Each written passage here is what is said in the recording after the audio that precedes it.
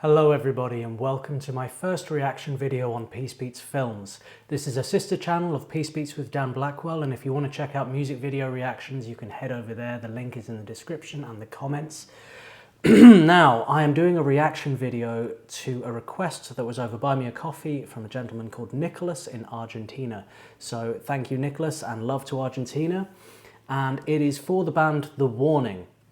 So we are going to be getting into this documentary and I'm going to get my education. I've listened to a couple of songs from The Warning and I absolutely loved them. I thought they were really, really cool. Again, check them out on the other channel if you want to.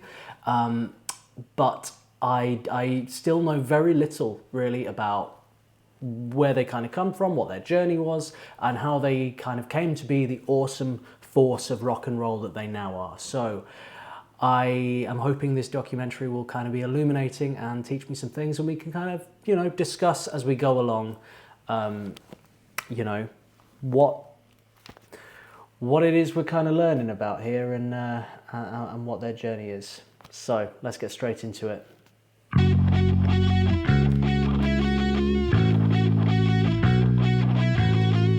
Obviously started playing here in Mexico. We're Mexicans, we're from Mexico.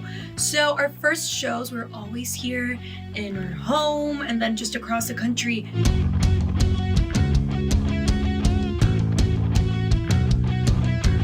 And I feel like we've seen it grow over the years and how we started and just our crowd. And it makes me so excited that people my age are looking for this energy and like this music specifically.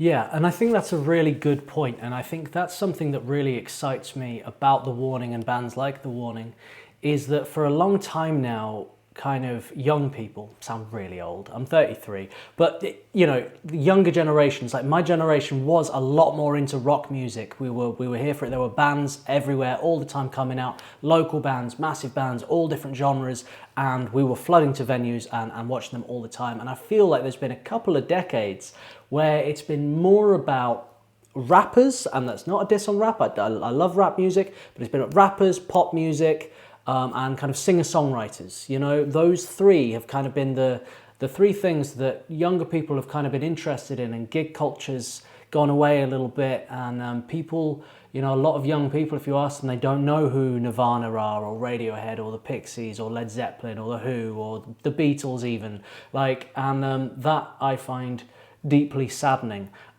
So I think seeing the popularity of bands like The Warning, it really gives hope and excitement that that, you know, love for all rock music is going to kind of rise up again, you know what I mean, in the younger generations, and so it doesn't kind of get lost and forgotten, which would be a terrible, terrible tragedy. And I feel like bands like The Warning are really flying that flag. So yeah, I really feel what she's saying there, that it's exciting that people their age are into this music, and because I bet they felt quite alone with it. There aren't many you know, young people, I think, who are kind of into rock music. I don't know. I don't know what it's like in like schools or anything these days, but obviously. But yeah, let's keep going.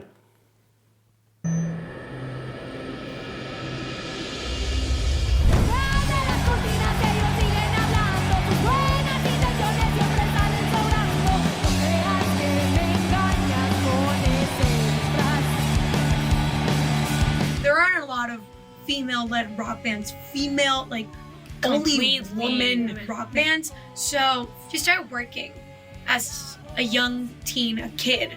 We didn't even start out as women. Like, we started out as little girls in this industry. Children, literally.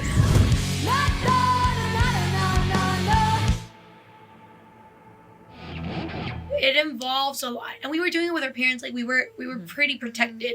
Like, they supported us so much. They got us into lessons. Like, they bought us our instruments. Like, they give us the liberty to like really concentrate on music. Because imagine you're like just a teenager, maybe 13, and you want to do this, but of course there's tons of different things that you want to try out and do. So like sticking with it was also hard, you know.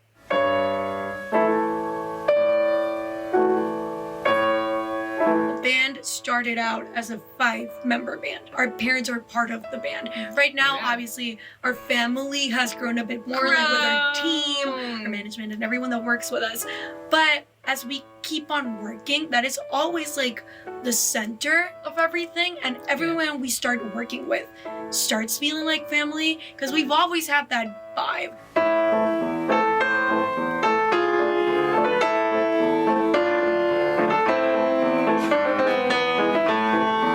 I feel like we've learned how to be like disciplined and responsible and like level-headed.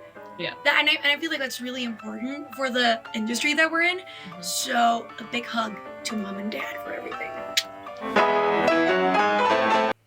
It's really interesting to know, because when I watched their Metallica video that they did when they were kids, so cute. I was wondering, like, where was it kind of coming from with their parents? Was it their mum or their dad, or was it both of them? And like, how are they being supported with that? Because so much practice is needed, and yeah, you would need a lot of support. And also it costs money. Like, electric guitars aren't cheap, drums aren't cheap, you know. So I was kind of, it's interesting to know where that's kind of come from, and it's really nice to see that family has grown from sort of them and their parents to then producers and managers and tour managers, roadies, and it's nice that it's kind of all born from a place of family. I think that's very, very special, and so that every time you're bringing in a new kind of member of a team, they're joining a family, which is it's a really nice business model for any business, isn't it? To kind of start out with that heart, and you're kind of bringing everybody into that, you know. So that's really, really cool. And yeah, it's still like, obviously there have been all-female bands, but they're not that common, and it's always a very cool thing to see, isn't it? To see an all-girl band. I mean, big shout out to the women that kind of paved the way for that, like Joan Jett, Kim Deal. Kim Deal was the bassist from the Pixies, but then she also started the Breeders, which was an all-girl band. They were absolutely amazing, and then of course you got Four Non Blondes. They were an all-girl band, weren't they? What's Going On? And Hole, you know, with Courtney Love, yeah, oh, made me over. But yeah, I'm not going to sit here and list all of them out, but like, they're not all coming to me straight away, you know, so it is still a fairly, like, it's quite a rare thing, and I think a very, very good thing to see, you know, really cool.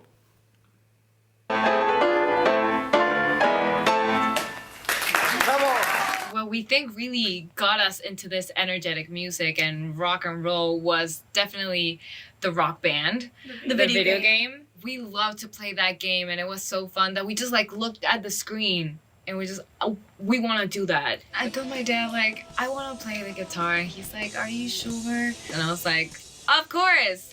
By the first week, my fingers hurt so much that I was like, please, no. But I fell in love with it, and there was no going back.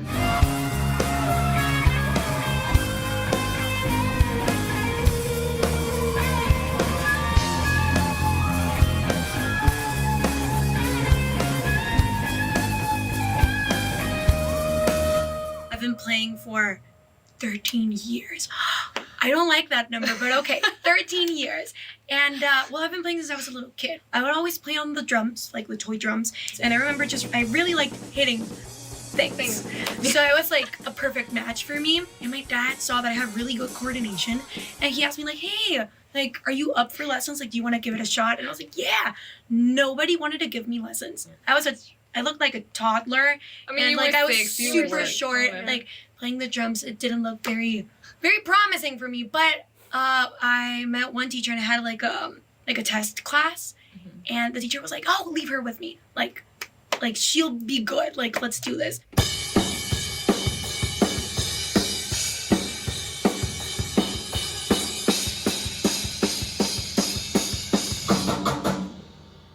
My parents bought me my first bass, and of course I was really young and really short, and I couldn't play a full-scale bass, so they bought me a smaller bass, which I have right here. Right there. Yeah, it's really small, and I still couldn't play that, and I learned for about a month, and then we started playing together immediately. So I Yeah. didn't really have like that much time to get used to my instrument before we started playing together. Okay, wait. But- I know that this isn't part of it. I'm going to ask you a Do question it. because it's like Do it. 'cause I know this isn't my place, but I will. Because there's a lot of people who tell you like, why don't you play with a pick? Because normally Oh, rock that's music true. is just like, It's like but pick. you like from the start. It I was always like play with my finger fingers. style. Yeah. I know how to play with a pick now, and I really do like the Okay. sound of it. But I don't know, I just always played with my fingers, and I do feel more comfortable with my fingers, even though I do play more on time with a pick. It's weird. It does hurt more though, but I get it. It's like when I play without shoes and when I play with Yeah, shoes. yeah, I get it.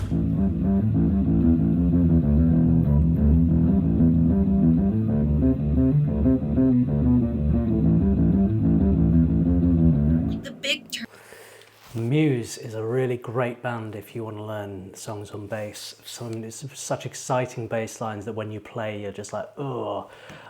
So cool to see these guys so young performing like this, because obviously kids, like, they perform at school with like theatre productions and stuff like that, but you're part of like a big team and it's a whole movement.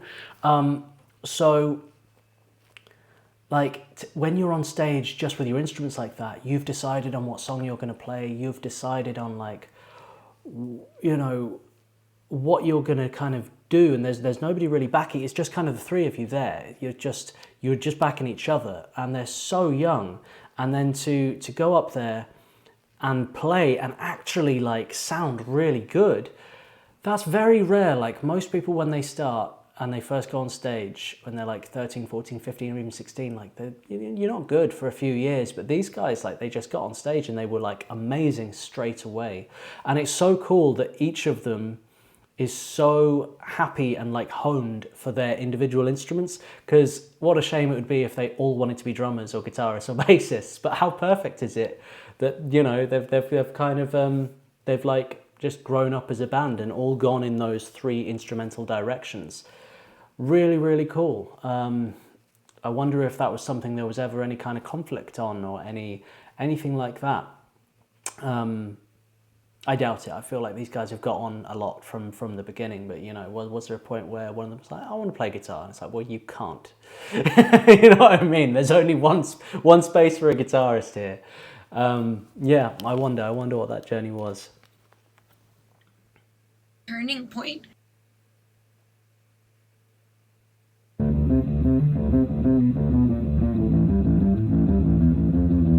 The big turning point in our careers, like we did our Enter Sandman cover, which went viral, but I feel like the point where we were like, we really want to do this like for the rest of our lives, was when we started writing our own music and releasing our own stuff. That was like, whoa, like we can create something, Yeah. put it out in the world, and people react to it. It was just something that we really liked and looked forward to. So now that we're doing what we do today, like I just feel like it's the thing that really keeps us going, our music. That's so cool. Wow, I'm loving this documentary so far. It's really beautiful, and it's really like you really getting to know them and their background and like where they're from and what motivates them, and it's all just really positive stuff, and they seem like very relaxed, very nice people. So yeah, I'm thoroughly enjoying this. If you want to stick with me on this journey of this documentary, check out part 2 coming up very soon. This is the end of part 1. As I say, this is a brand new channel, so I can only upload up to 15 minutes on here. So I'm breaking it up into parts. So stay tuned for part 2 coming very, very soon. Take care. Peace and love. Bye.